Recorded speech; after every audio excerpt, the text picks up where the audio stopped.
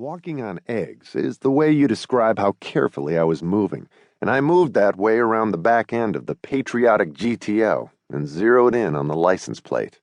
I'd been hoping it wouldn't be some deadly multi-digit that might overload my memory banks, and my wish came true. 70-3. 70 was the county number, 3 was the vehicle number. In addition to being easy to remember, the number told me something about the character of the GTO owner, or the 3-part did anyway. It told me he was a lunatic, because to get license plate number 3, or any other early number, you have to be a pretty early number yourself. That is, you have to be at the Port City Courthouse bright and early the morning of the first day of license plate sales. And that usually means camping out overnight on the lawn of the courthouse with a throng of fellow lunatics, all dedicated to the proposition that meaning in life can be achieved via the attainment of a low license plate number. Keeping in mind that I was dealing with at least one potential fruitcake, I moved quietly and carefully around to the back of the van, the rear doors of which were swung wide open. I had 2 unpleasant surprises. Let me list them in order of increasing disappointment. The van had no license plate at all. The van had someone in it. Let me be specific. The van had a big, hulking figure inside it, a featureless blob of darkness just one size smaller than the van itself. And I had just perceived the hulk as something not unlike a human being when it reached out skillet-sized hands to fry me in. I heard my t-shirt tear as the paws clutched at it, and I was yanked inside the van.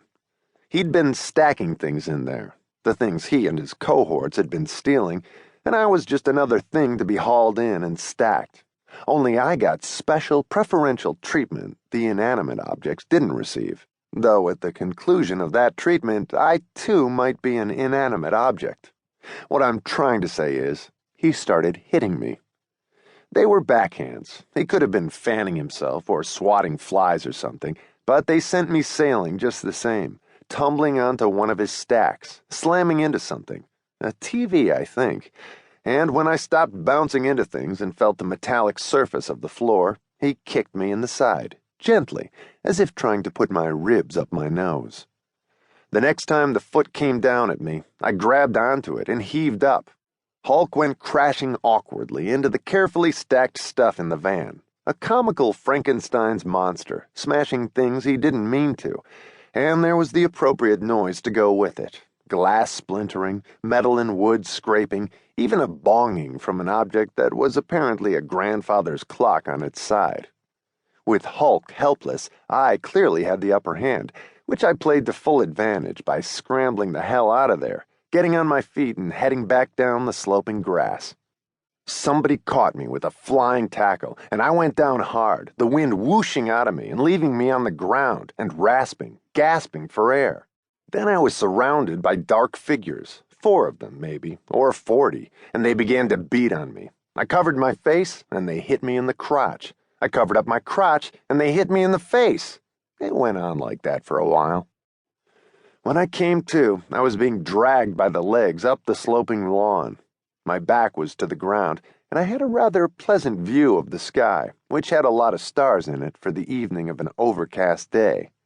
My mind, however, was on other things, like feeling to see what was left of my sex life and poking my tongue around my teeth to see if I'd be eating anything but baby food from now on. I couldn't see any of my captors, and quite honestly, I didn't try to. I was thinking about other things, like surviving. As we approached the house, they dragged me like a squaw behind an Indian's pony, but with considerably less affection. My head went skipping over a stone, and I thought, giddy with pain, ain't that something? I'm the lake, and the stone is skipping over me, and I skipped over another one and went away for a while. I woke up inside the house. I knew that because there was a floor beneath me, a hard, varnished wood floor. It was dark in the house now. All those bright lights had been snuffed. It was so dark I could have been unconscious still, only my eyes were open. My first thought was, I'm alive. My second thought was, they're gone. Alive, on my stomach on the floor in the house. Alive, the lights off, so they've gone away, those men. Those men